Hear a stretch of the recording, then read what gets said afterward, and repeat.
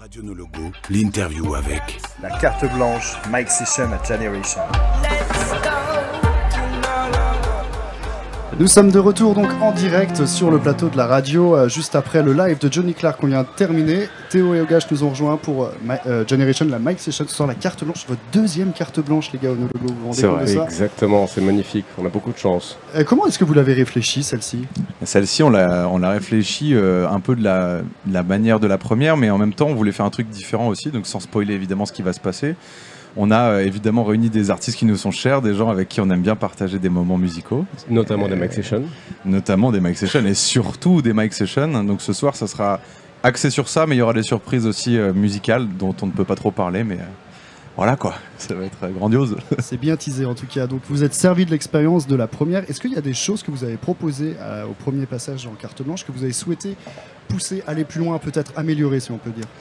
Alors aller plus loin, je sais pas, mais en tout cas, je dirais que la dernière fois, on avait eu beaucoup de monde sur scène, et donc on n'avait pas réussi à avoir un show qui était extrêmement cohérent. Donc là, on a moins d'invités, mais ça va être, je pense, plus qualitatif en termes de développement du show. Okay. Donc voilà, on va proposer quelque chose qui sera voilà, avec un début, un milieu, une fin, et un beau spectacle. Plus construit quoi. Plus construit, ouais. Exactement. Et vous avez du coup fait une résidence peut-être pour ça? Alors, on n'a pas eu le temps de faire de résidence, on a fait une répétition. Voilà. Qui suffit. On a fait environ 7 heures de répétition et même plus pour faire ce show. Et donc voilà, je pense que en tout cas, on a atteint un objectif et on va voir si ça se passe bien ce soir. Mais a priori, je pense que je suis assez confiant. Ouais. Oui, et le public du No Logo, vous le connaissez bien, il vous connaît bien, c'est un rendez-vous. C'est une love story. C'est une love story, ça va être la grand-messe ce soir. C'est vraiment la grande histoire d'amour. Non, mais c'est vrai que le No Logo, on aime particulièrement la vibe. En fait, on en reparlait tout à l'heure, on se souvient aussi de notre premier passage quand même, qui était en 2017, si je ne m'abuse, à un horaire plutôt tôt, c'était genre 15h. On a été marqué dès ce premier passage par les gens qui étaient déjà là très tôt. C'était magnifique. Et depuis, voilà, c'est que du love, quoi. Et on le voit parce qu'on pense que les parents transmettent aux enfants qui, là, on salue le repère des enfants qui vient d'arriver à côté du plateau. Moi, j'ai vu le sourire quand ils ont vu que vous étiez sur les canapés. Et on voit que bah, voilà, ça parle aux parents, ça parle aux enfants. Ça, c'est magnifique. Et c'est aussi ce qu'on retrouve. C'est un des festivals qui est très familial. C'est peut-être pas dans vos habitudes... de public. Si, il y a de tout en vrai. Ouais, c'est vrai que Generation, on a la chance de glaner un public qui est vraiment très large. Même en concert, dans les salles, on voit, il y a vraiment 3-4 générations qui viennent, tu vois, les petits-enfants, les enfants, les parents et les grands-parents, quoi. Ouais. Vraiment, il se passe quelque chose d'assez génial. Et c'est vrai qu'on le retrouve du coup en festival. Dès qu'on fait des heures au merch, là on va faire une heure au merchandising de 19h à 20h, et voilà, on sait qu'il y aura des familles qui viendront. C'est une chose pour laquelle vous êtes le plus heureux d'avoir réussi à toucher toutes ces générations parce que des fois on peut se retrouver un peu dans une niche finalement, alors que là tu dis grands-parents, petits-enfants, ça touche... Franchement c'est trop bien. Ouais. Après on est dans une niche musicale mais qui touche plein de générations, donc c'est ça qui est fou. Et on le voit comme il dit au merch et tout, c'est dingue quoi. Et pourvu que ça dure et que les générations suivantes, n'est-ce pas, continuent de nous écouter. Exactement. Et du coup, cette niche, vous en sortez un petit peu justement avec les Mike Sessions parce que vous vous exportez, vous allez voir des artistes à l'international. Il y en a beaucoup, on peut citer Capleton, qui est un très très grand artiste jamaïcain que vous avez eu la chance de rencontrer. Grande chance. Comment ça s'est passé? Vous en pouvez en parler justement de ce feat? Bah oui, bien sûr. Et écoute, ça s'est passé, on est parti 2 semaines en Jamaïque et on était censé faire 3 Mike Sessions, dont une avec Capleton. Et finalement, on a réussi à faire celle avec Capleton. On partait le lundi, tu vois, et on a réussi à la faire le jeudi, donc vraiment in extremis. On est arrivé donc, dans cette Jamaïque où le temps est très diffus et la Jamaïque prend le temps. Et nous on est arrivé avec un timing vraiment super serré et tout. Et la première semaine, on n'a rien réussi à faire, quoi. Okay. Et en fait, la semaine d'après, on a retrouvé Capleton, on a enregistré avec lui, on a fait la vidéo, tout s'est très très bien passé, mais dans son timing, dans le timing de la Jamaïque. Donc c'était super beau, c'était une épreuve pour nous. C'est un peu aussi une leçon sur le temps. C'est vrai que nous, ici, on est toujours un peu speed dans un rapport au temps qui est compressif. Exactement, et en fait, ça nous... Et là, dans la dilatation en Jamaïque. Finalement, c'était une grande... C'était c'était une grande leçon, quoi. Puis quand tu fais un voyage là-bas, tu faut rajouter un tiers de plus que ce que tu penses avoir besoin de. Tu vois, il faut vraiment prendre le temps, quoi. C'est comme les tutos YouTube, quand tu regardes pour percer un truc, tu dis va te falloir 10 minutes. Ouais, en fait il faut 3 jours. Ça, c'est exactement ça. Et du coup, ce voyage, j'imagine que ça vous a un peu changé, vous, perso, peut-être dans le rapport au temps, mais aussi dans d'autres aspects, peut-être aussi dans la manière d'aborder l'écriture. Ouais, donc c'était le 3e voyage qu'on faisait en Jamaïque, et c'est vrai que c'est toujours une grande leçon, quoi. Et on apprend vraiment plein de trucs, on rencontre plein de gens, on découvre plein de choses, quoi. Donc, et là, ce qui différait, c'est qu'on n'était qu'à 2. Et là, ce qui différait, c'était qu'on était qu'à 2. Ouais. On était qu'à 2, c'est la première fois qu'on partait juste tous les deux. En Jamaïque, et oui, c'est une leçon d'humilité, c'est une leçon de musique, toujours plein de choses à apprendre en Jamaïque. Carrément. Que ceux qui peuvent, faites le voyage. Allez-y, et puis voilà. Nous, occidentaux qui faisons du reggae, on a une espèce de, entre guillemets, dette envers la Jamaïque. Et donc il faut, en tout cas les Jamaïcains nous le disent, il faut revenir en Jamaïque. Il faut revenir en Jamaïque le plus souvent pour re-rencontrer, redécouvrir la ils sont sensibles à ça. Ils sont super sensibles à ça.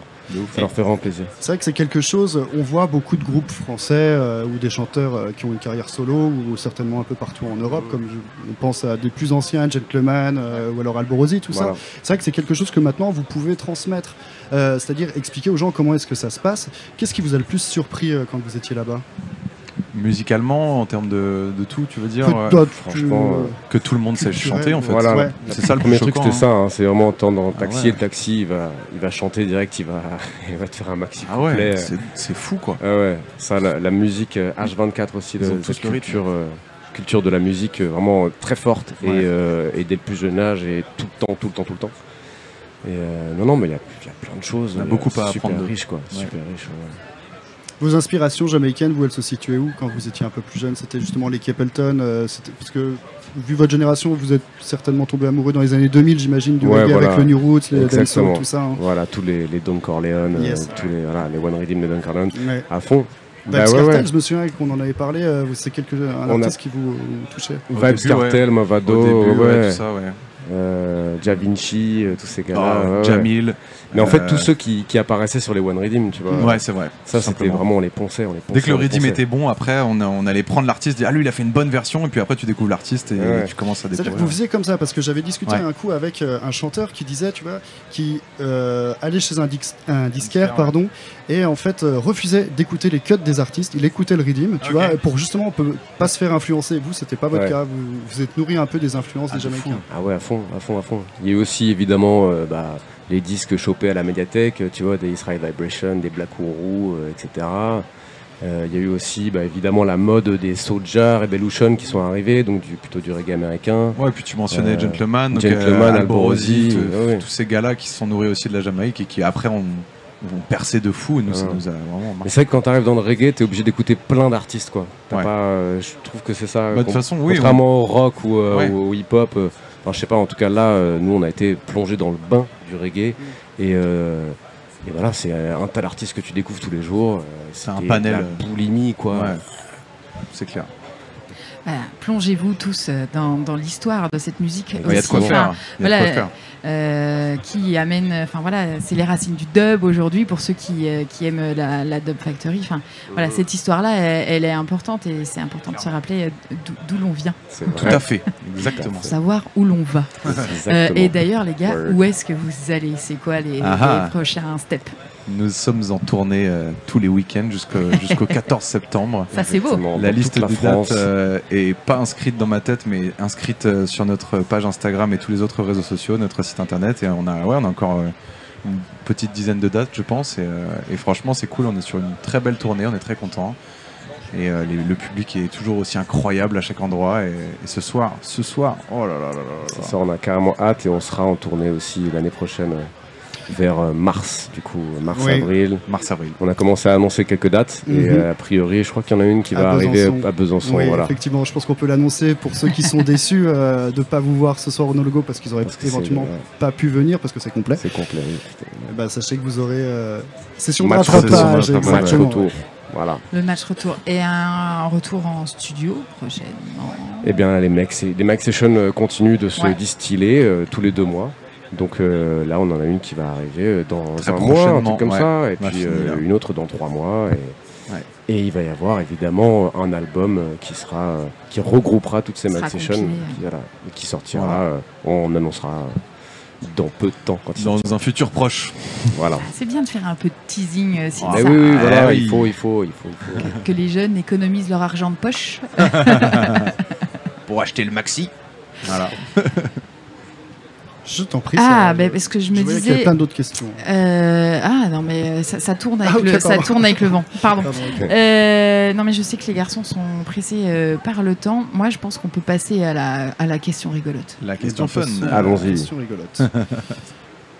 Question que nous poserons sur une instrumentale, histoire de rendre le truc un peu plus Ah. solennel. Vous allez reconnaître D'accord. peut-être Je l'ai jamais fait avec le le son, remix. donc attention. le morceau. Nous l'avons intitulé Qui veut skanker des millions. Waouh. Ouais. Waouh. Quel super pouvoir absurde Ouais, j'ai l'impression. aimeriez-vous avoir pour aller travailler?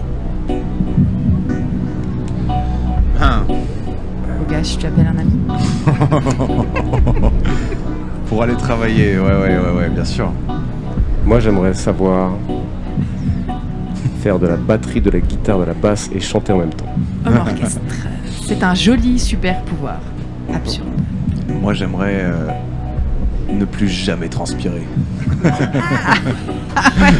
Je pense qu'il y a beaucoup de gens qui aimeraient l'avoir. Voilà, tu vois, ça éviterait de reboire de l'eau et tout ça. Ouais. Et ce cycle infernal de l'hydratation. J'en peux plus de ce gars. C'est absurde, hein. C'est totalement absurde. C'était la question absurde. Ça a Merci. fonctionné, il me semble. Merci à vous, les gars. Merci On va beaucoup. vous souhaiter un excellent show. Il y a beaucoup de gens, Merci. des Ouais. très jeunes notamment, qui aimeraient vous saluer. Donc, si jamais. On va vous laisser profiter Allez. de cette soirée du No Logo C'est qui cool, va être merci très belle. beaucoup. Et grâce à merci votre encore carte blanche. d'être venu nous Merci. voir. Avec vous. grand plaisir, toujours un Merci plaisir. beaucoup. On va retourner avec de la musique.